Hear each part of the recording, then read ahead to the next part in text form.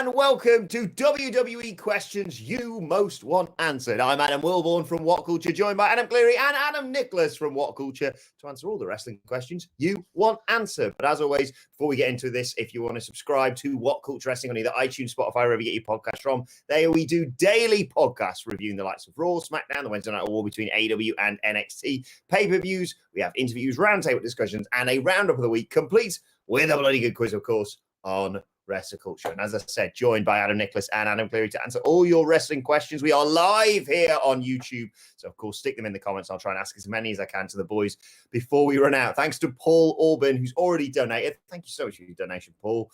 Saying, no question, just checking on Wilborn after Raw. You okay, hun?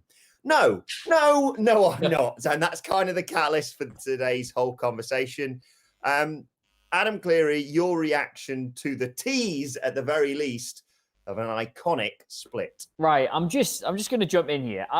For the life of me, I got up this morning and I saw all this brouhaha over the iconic split, and I was like, no, please, they can't do this. They clearly will never believe enough in either of them as singles performers for this to be anything other than another goddamn Enzo and Cass situation where we get some terrible feud followed by terrible, underwhelming singles runs, followed by both of them being out of the company in the space of a year. And then I took it upon myself to watch what happened, and now I'm just annoyed at everybody who tweeted about it. Like, she slaps her, and then they both get upset. That's it. Me and you do that. So, what? I don't understand what all the commotion is about. Like, if this is a tease for a split, it's one of the most subtle, nuanced start of long-term storytelling things WWE would have done in years. Yeah, we talked about this a little bit on the Raw review, myself and the Dudley boys earlier. They talked about, previous splits. We've seen more recent splits, things like Fire and Desire and what have you, which seemed to last about a year being teased until it finally actually happened, with a very good storyline with it, to be fair. And this is one of the things I was clinging to, is I was discussing this before we came on, that either this is what I'm hoping, which is one massive swerve, so that when they have another championship rematch, maybe at Backlash, for example, you actually get Nikki Cross get turned on by Alexa Bliss or something like that. Or, yeah, like you say, they just needed to sort things out, because everyone's pointed this out, but literally who else is there in the women's tag team division? And don't tell me, oh, well, they should just probably pack up the women's tag team division. Do you know how many years the men's tag division had just this dearth of talent? So don't tell me, well, I guess we got nothing, guys. After a couple of years, time to probably pack up shop, I reckon. What do you reckon to this whole thing, Adam Nicholas? I don't want to see it happen, but I'm with Cleary. I don't think there's any massive cause for alarm. I will say that when I first watched this morning, I was riding a wave of a bit of a high. I just watched the community table read that they did, and I was like on cloud nine with all this, thinking, what a great time to be alive this is. What could possibly go wrong with this morning? And then straight onto Twitter and find this clip of the Iconics and the slap and all that thing. Obviously, I had to do some bigger, deepen, and went through, found out what was going on. And honestly, the look on Billie Kay's face was like pure heartbreak that she'd done it in the first place. So I don't know. I don't think we should go worrying about this too much just yet. I've just written all I've got written down in my notes here is just no with an exclamation mark. So no. Yeah, there's going to be developments on this. Arguably, I've just realised this because I was talking about this all last week in terms of, this is why they're going to blatantly be given the tag titles. They're going to appear on the bump this week, so they can sort it all out there, hopefully. Oh, with a counsellor. Hey? As I said, stick any questions you want to ask in the comments. Franklin Goodwin says, why has Nicholas got a picture of Pirlo? Why not? Oh, well, I'm glad you asked, my friend, because today is Andrea Pirlo's 41st birthday. Of course, like a fine wine, the man gets better every year, and we show respect. I should point out, we all dressed like this because we did a football quiz earlier, but it doesn't change the fact it's the birthday of my favourite footballer of all time. Yeah, an absolute legend. Another question we got asked, Cleary, surrounds Drew Gulak. Weird series of circumstances breaking over the weekend. He obviously competed in that Intercontinental Championship tournament where he was eliminated by Daniel Bryan. Then stories came out of the weekend that he'd been fired, his contract had expired. That's turned out as what happened, and he just run out of the clock effectively. They were still trying to negotiate. They didn't want to give him a pay rise, etc., etc., etc. Then there was stories around Drew Gulak's name effectively being edited out of any recap of that Daniel Bryan match. And now there's still speculation that Drew Gulak could return to WWE. What do you reckon? Well, all right, there's two elements to this because obviously you've got to kind of discount everything that's going on at the minute when you answer this question. But it's quite interesting regarding what's going to happen with Daniel Bryan's training partner because, like, people are like, oh, what if he returns to WWE? You've got to remember the landscape in pro wrestling is such that if WWE want you and they think they can either use you or they just don't want another company to use you, you will work for WWE normally.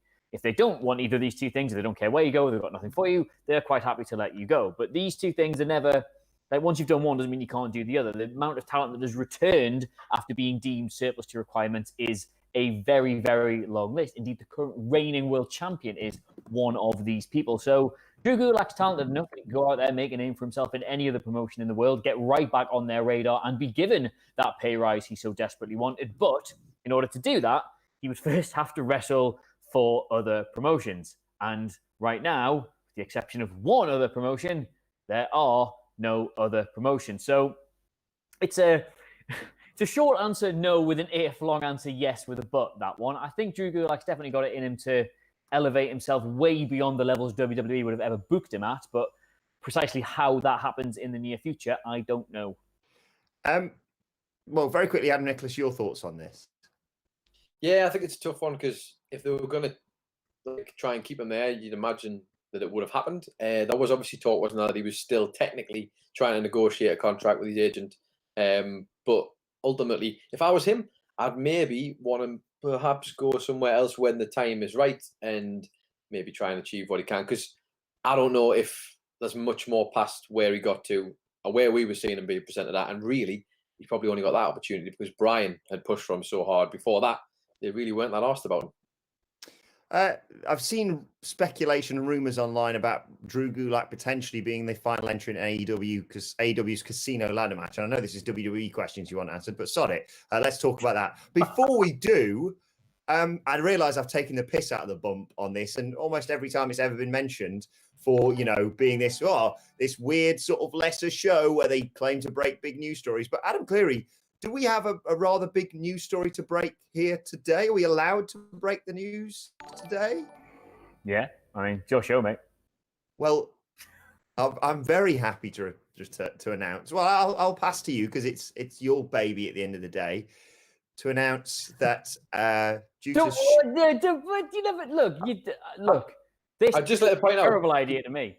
Before we go any further here, for our viewers at home, I am completely clueless about what's going on here. So this is just as exciting for me as it is for you. Are we allowed to? I don't know, Cleary. Do you want me to announce this or not? I'm not the kind of person who counts chickens before they've been literally uploaded to YouTube. So I'd prefer if we let's just say for I'm not having this. I'm not having this. Fans of long-standing What Culture series that may or may not be much missed, there may be something nice coming for you this week. I can't really say any more than that at the minute. Well, is that a rumor? Is it? Would you say that's a rumor? Indeed.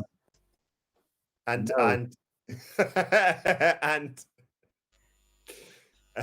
want to, because the amount of times we did this on a live stream and gone, people like it. Let's see if you tweet it, and then basically broke Twitter as a result of it. So who knows? We'll wait and see. I'll move on. Adam Nicholas, who do you reckon, despite the fact this is AEW, who do you reckon could be the final entrant in that Casino ladder match on Saturday? Well, I guess it depends. I'm going to give you some answers based on the fact that anything can happen and anybody could go there, and let's not let the situation get in the way of things. How about that? That makes my life easier because I really can't be asked to come up with any others. So, but it's technically a WWE answer, isn't it? Because I think there's a lot of guys who've been released who could potentially fit the slot over there. One guy I think feels I feel like he's tailor-made for AEW's style of wrestling and all the guys that I've seen them take on so far. Someone like Chris Hero feels like a good shout because, he's got it all. He's never going to be pushed in WWE because that's not their kind of guy. But in AEW, very different kettle of fish. The other person I would be interested to see, and I don't know how many AEW fans are keen or would be keen to see him, but I feel like there's a lot of connections there, and I feel like he's got history in ladder matches, is Zack Ryder. I know it's like a strange one because I know fans are like, no, we don't want him. He's very WWE, but actually, I would quite like to see that there, and probably just for some of the reactions of the AEW fans, actually. What do you reckon, Cleary? Sting. You reckon Sting? Yeah. I mean... Look, right, every time you ask me who should Brock Lesnar's next opponent be, and I say Ric Flair, there is just an itch that I have in the back of my head that just wants to see like aging men fall from high things or be hit very hard with things. And yeah, put Sting in a ladder match. Why not? It's his life, his money. Yeah, I think the thing is, before they announced the fact that they weren't going to announce the 9th entrant, I think a lot of people, myself included, were pitching people like Joey Janela or Jimmy Havoc or, you know, people of that ilk. Whereas now they've kind of built it up to such an extent where you can't really just have a main roster guy in that spot, because the whole mystery surrounding it, and considering the track record that they've had in recent weeks and months and even the past year or so, would suggest a bigger name, let's just say. Chandler Bowlesby, what a name that is, asks, do you think MVP and Lashley will be a more serious gimmick long-term, or will it undoubtedly lead in the WWE comedy direction? We saw, obviously, MVP seemingly pair up with Lashley to take on WWE champion Drew McIntyre on Raw this week. That looks like it's going to happen at Backlash, of course. Are they going to be more serious or comedy when you think about this, Adam Nicholas? I have taken Bobby Lashley more seriously since he started wearing tights. That was the criteria for me, genuinely.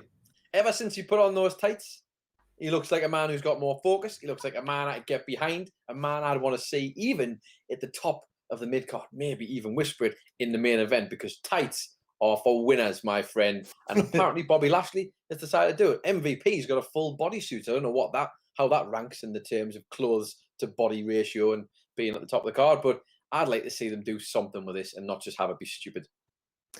Sidgwick pointed out, Cleary, the long-term booking plan was bring Bobby Lashley in, have him sort of cook Rusev, then, he's watched a bloody nightmare, isn't she? Anyway, MVP's here, don't worry, world title feud. Like, I just want to follow up on what Nicholas was saying there, that with these tights, he looks like a man with more focus and more determination, whatever. I just think you put the pair of them next to each other in the ring gear, they're going to look like two people who just cycled to the arena. Never mind, who are more focused. I don't think WWE have it in them to do anything other than something funny with Bobby Lashley, because he's either got to be a killer, like a proper monster, a destroyer, like basically a Brock Lesnar type figure, or just like a figure of either ridicule or a man who's going to get laughed out of, as you say, cooking another man's wife. Like, I don't think they see him as good enough to be that like top level of the cards, just crush his way through loads of smaller guys. So what else can you do with him? Like, look at Strowman before they started taking Strowman seriously. Like, he's going to flip an ambulance. He's going to throw a Portaloo at Kevin Owens' head. Like, they just use these people as novelties when they can't think how to book them.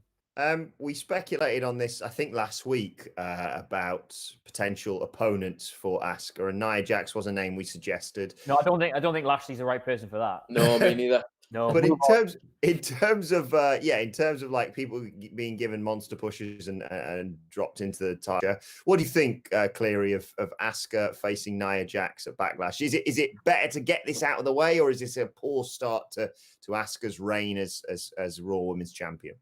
I want to be the kind of person who says, like, well, we don't even know how good these matches are going to be yet. I don't get why people are disappointed by it. But however, I am, because I'm only human and I have eyes and I've seen this before. I can't remember who it was on Twitter. I've meant to remember the name for this, but they literally pulled out the fact that Nia Jax had said, when you and me get in the ring, Asuka, there's only one outcome. And they pulled up the fact that every single time in their careers, like every house show, every NXT event, every time on the main roster, every single time they've put those two in a ring together, Asuka has beaten Nia Jax. It's like, who was writing? Like, surely who was writing this?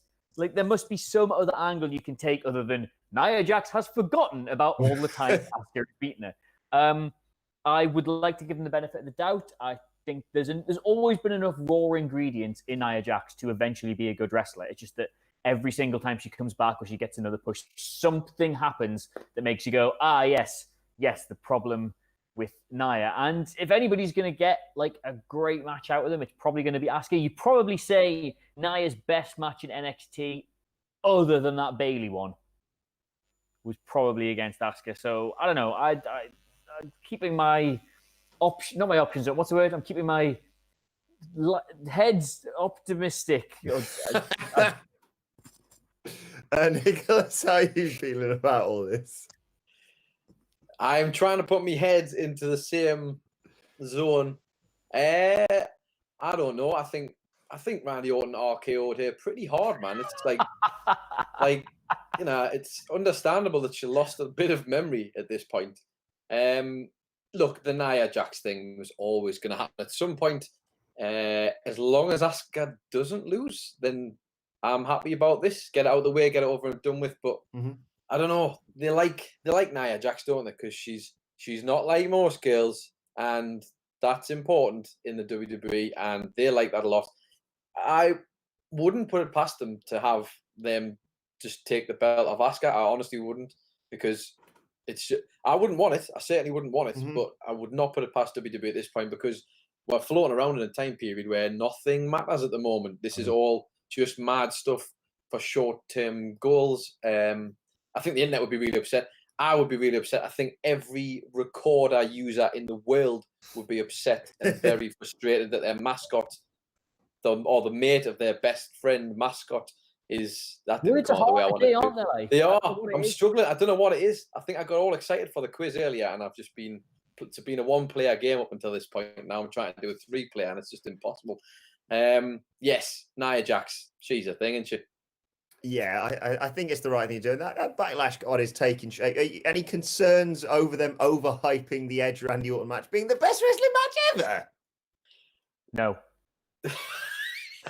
No, like the thing you got to remember, right, is people going, "Oh, I don't know why they're calling it the greatest wrestling match ever." Because what if it's not the greatest wrestling match ever? As if WWE had any intention whatsoever of booking the greatest wrestling, like as if there's been some meeting going on in Titan Towers going. You know what it is? We're so sick of New Japan, of AEW, even for these bloody indies, AAA, whoever, getting these consistent 5-star, greatest ever, era-defining, career-making matches. We're sick of it. Starting today, we're making a commitment in WWE to make sure there is at least one 5-star plus match on every card. And guys, we'll stay here all night if we have to. What it's going to be for Backlash 2020. Somebody puts a hand up at the back of the room and says, Edge versus Randy Orton. That's it, guys. We'll go home. We'll see our families again. They know exactly what they're doing. And if you're somehow getting wound up by this, my God, take your head for a bath. Like, what on earth? What do you think they're doing? Sir. I hope genuinely this match consists of Edge goes for a spear, misses into an RKO, and that's it. Nicholas, what you want to say? Hello, sir. I think this is going to upset a few people. I think this is brilliant, right? I think this is brilliant because they can't lose, can they?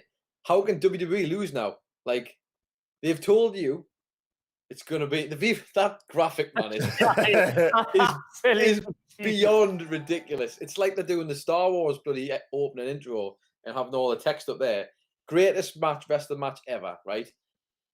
So now, if it's really bad and it doesn't work, they're like, hey, we were kidding. But if it's anything better than really, really bad, and it actually ends up maybe even being really, really good, then they can take all the credit for it in the world. It's a completely no-lose situation for them. And I don't know. I'm all for it. I think it's stupid. And I like it.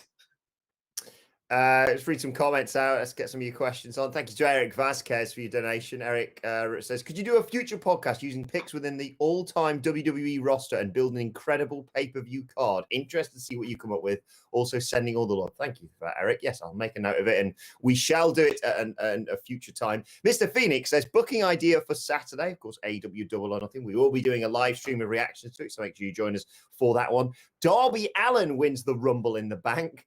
And later on, Rhodes wins the TV title because, of course, he does. Darby surprises everyone and cashes in on a weak Cody to get his win finally. That's an interesting take on affairs, Adam Nicholas. Your thoughts? But I like Darby Allin a lot. I can't really argue with that. He's like, thing is, Cody and Yamada Hawk, man, are gonna have an absolute barn burner, aren't they? Let's be honest. It's going to be class. It's going to be really good. Do I want to see that? Oh, I don't know. It's the first time they're doing this, so I think maybe they'd benefit from waiting instead of rushing it immediately, would be the answer to that. But I do like Darby Allin a lot, so I don't know. You've stumped me there. I quite like both options, but I think I'd rather see it not rushed. I don't know. It's the first one. Yeah, I think for me, Darby Allin, outside of whoever this mystery entrant is probably one of the favourites to win that casino ladder match thing, which we're still not really sure whether or not. I assume that may be qualified on Dynamite this week, whether or not we're going to get it being like a contract that they can cash in like Money in the Bank, or whether it's a title opportunity at a specific time, whether that be TV or pay-per-view, which may determine whether or not someone like a Rey Fenix potentially could win it.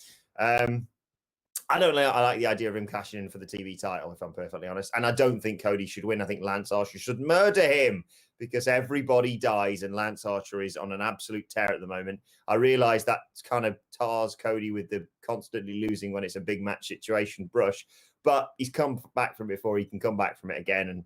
And I'd like to see it. What do you think, Cleary? I'm not against it. I think with the way everything is at the minute, we don't quite know when it's going to return to normal. Although for some reason, America seems to think everything is back to normal. I'd be hesitant to lose two of your big moments all at once, because crowning the first champion for this is a big moment. Lance Archer getting this huge win would be a big moment. Cody overthrowing him would be a big moment. And then to take that while it's still in its glow, and then to do like here's the more shocking thing to overwrite. It feels like getting a little bit carried away with the materials they've got to work with. Like, we might have to stretch out small joys in wrestling for a very long time. So I'll be hesitant to do it. We've seen the whole Money in the Bank cash in following a championship win work so well in WWE, and I just think given it's AEW and they're going to have to try and work to get the premise of both this championship and this gimmick match over on the same night, I think probably best not to have that straight away. I'm not against it because it is a nice idea and it would be great to watch in the moment. But I just think if you're trying to think longer term about this and how you can get the most out of the things at your disposal, I would not do it personally. Gary Blackwood, thank you for your comment. Gary says, I don't see Cody booking himself to win the title. He's better than that. And Pranav Mehta says, could they pair Io Shirai and Kairi up again for the women's titles, you think? I can't remember if they're still feuding or friends. Nicholas. Did you say to pair Asuka and Kairi there, did you say, yeah? Kairi and Io Shirai. Kairi and Io Shirai. I don't know, man. I feel like we should leave that alone. Io Shirai's doing some great work in NXT as it stands. Heel Io Shirai has been, like, I saw a picture of face Io Shirai the other day, and unrecognizable, completely different performer.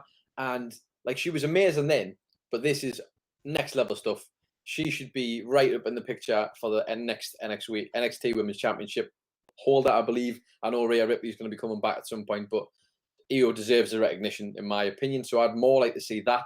And I don't know. I feel like it's a nicer story to have that to wait. If they've got history, if she does ever end up on the main roster, or indeed if Kairi Sane comes back down because she gets bored of being a recorder player on SmackDown, or on Raw, sorry, then who knows? Davis asks, take your time on this one. Davis, thank you for your donation. Asks, favorite Christian match? Vince McMahon versus God. I was just about to say, go on, do the bit. Is it is it too basic to do the whole TLC thing, or do you think you'd prefer a singles match in there?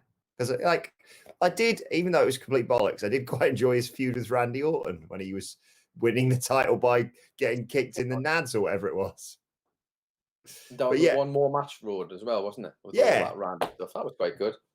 I was so annoyed that, you know, they obviously had that. Was it a ladder match? I just made that up. A Christian Del Rio match. He wins the world title eventually. I think it was a ladder match, yeah. Yeah, and then he just dropped it to Randy Orton 5 days later, which I'm fairly certain SmackDown was taped, so it's probably like 3 days later. It just, I wasn't a huge fan, but I think, especially for fans of our age, boys, you can't go far wrong with the TLC ladder match, can you, Cleary? TLC ladder match, what am I about? I'm going to say my favorite Christian match was TLC 3 that they did on SmackDown. Yeah. Because I just think Christian did a little bit more in that. Is TLC 3 is the one that gets like rubbed away from history, doesn't it? Because it's got Benoit in it. Yeah. Yeah. Yeah, I actually remember loving that match, and a lot of people don't really give it its due because WWE just stopped talking about it because Chris Benoit's in it. So Davis says, honestly, his match with Yoshi Tatsu for the ECW title was pretty good in my opinion. Oh yeah, shut up. No, that's not better than TLC, is it? But that was what I did like about that is they couldn't even give Christian like be the guy who like when ECW closed. That was good. Yeah. Oh wait, late shout: Jericho and Christian versus Trish and Lita. There you go. What a match! It's a solid match. What a match. Shivam Mitra, thank you for your question. Shivam says, what are your thoughts about the AEW World Title match? Which I suppose still qualifies. We're still sticking with the parameters of WWE questions you most want answered because it's Dean Ambrose versus Luke Harper. Adam Nicholas. It's fascinating, this, isn't it? Like, this is some weird alternate timeline stuff going on here. And I think, I'm not sure who, well, I hope Moxley gets to, retain it and stuff, but I feel like he kind of needs a good match, Moxley. Like, and I think if bloody Brody Lee is going to be taken seriously, I think he needs it to be a banger too, because like a lot of people, whether we joke about it or not, are going to be looking at AEW and thinking like, well, that Swagger and Ambrose match wasn't very good. Like, and then if this keeps happening and the pattern keeps repeating itself, I mean, we've had Jericho and Moxley, we've had Swagger and Moxley. We're going to be getting like Brody Lee and Moxley. This, all the names are all the same at this point. Yeah. But that's what I mean. It's hard to shake that stigma with the guys who are there, and there's a lot of guys who are supposed to be these new talents, the fresh talents who are going to want a shot. So the guys are going to have to put on a very good match, in my opinion, because I enjoyed Ambrose versus Jericho for the title. Moxley, it's happening again. Moxley versus Jericho for the title. But ultimately, like, that match didn't light the world on fire. It needed to be something bigger. I think he needs a big match. Moxley in New Japan is like a completely different animal. And I believed it every second of it, and I loved it, and he was amazing. I want more of that in AEW, and I feel like we need a big one from him. So, yes, I'd like to see this be a good match. I think he retains. I hope he retains, because I don't want to see him lose the belt. Yeah, what do you reckon, Cleary? Because I'd argue, as someone who watches Dynamite every single week, I'm not watching Double or Nothing, I'd say, for the World Championship match. I'm watching it for the Stadium Stampede match, for the ladder match, for the, MJF Jungle Boy. There's a huge match that it's completely escaped my mind. Cody versus Lance Archer match, rather than the world title match. They've got a lot riding on this. I'll say this, right? There's two ways you can look at this. And I totally agree with Nicholas that, the John Moxley we've seen in AEW has not been the John Moxley we've seen in New Japan, and the bar was elevated so high for his like levels of anticipation for when he's not quite been able to match that. And yep, totally like doing Moxley versus Brody Lee right after you've done Moxley versus Jake Hager that's gonna get that kind of criticism. And again, they did the Jericho thing before that, and there's no shortage of other names on that roster who could do yet another, ex-WWE versus ex-WWE championship match. But I will say, I think for all the criticism it'll rightly get, by the way, I'm genuinely encouraged that AEW don't seem to be denying people opportunities just because they're associated with WWE. Like, if they feel like the right program to do was Hager and now the right program to do is Brody Lee, they're not sitting there going, well, yeah, it would be good. We believe in it as a program and we believe in these guys as performers, but the optics are bad for us given that they've come from WWE. And I just think they're certainly not doing it because Brody Lee is this amazing draw who they've just managed to scalp off WWE. Like, the guy's a really underrated wrestler, but he's, waddled around in the mid-card for ages, had very uninspiring singles runs, and then come back to the same tag team over and over again. People aren't, as you say, tuning in to watch a Brody Lee match the way they were tuning in to watch a Moxley match. So I think they deserve credit for doing the programs they want to do, regardless of where they might have picked up performers from. But with all that's absolutely right. And these are two men who need to change some opinions in this match. I think they have a good match to do it. I think they do, and I think they will. And I think hopefully off the back of that, with a Moxley retention, it's difficult because you really want to do this when you have crowds. And like you say, Cleary, maybe that happens in a week or two, considering the way the rules are over there. You need MJF for me to be in the world title picture next. He's obviously been away, and he's coming sort of a tune-up fight. He's got Marco Stunt, I think, this week on Dynamite, and then obviously Jungle Boy on Saturday. But I'd immediately drop him in to the world title picture after that. Right, final question today comes from Lee Lower, who says, with WWE doing a few cinematic performances over the last couple of months, who would you like to see in them next? Cleary, why don't you start us off? Ric Flair. I'd like to see Ric Flair is Brock Lesnar. Versus Sting. No, I want Sting to go to AEW and be in a 9-man ladder match. Nicholas. So how about this? Ric Flair. Nice. Brock Lesnar. No, I'm only kidding. Who would I want to see in a cinematic match? I tell you what, all this on a weekly basis.